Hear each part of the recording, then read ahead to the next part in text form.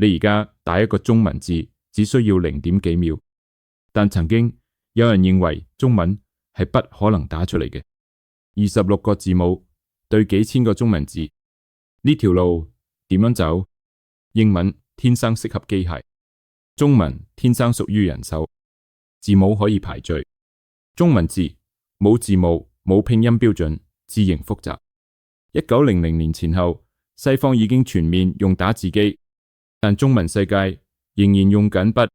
其實中國人唔係冇試過，清末開始有人整出中文字盤、打字機，但係問題係揀字慢、機器大、成本高。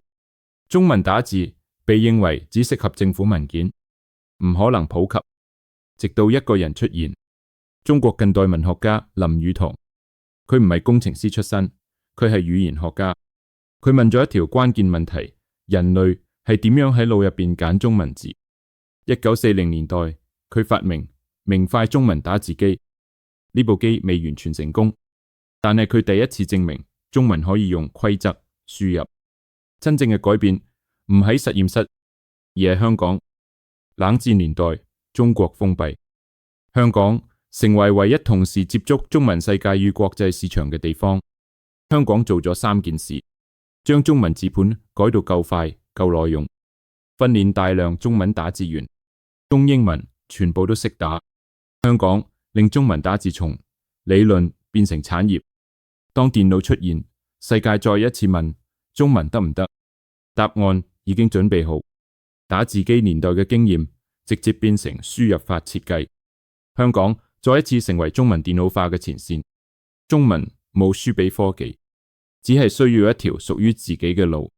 中文打字機唔係香港人最早發明，但係中文可以走出世界，香港功不可沒。你而家打緊嘅每一個字，都係幾代人對不可能嘅反擊。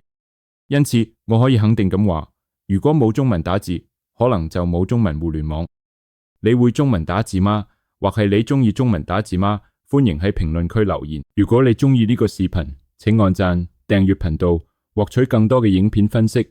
點擊小鈴鐺就不會錯過下一期。感謝觀看，祝你一切順利。我哋下期影片再見。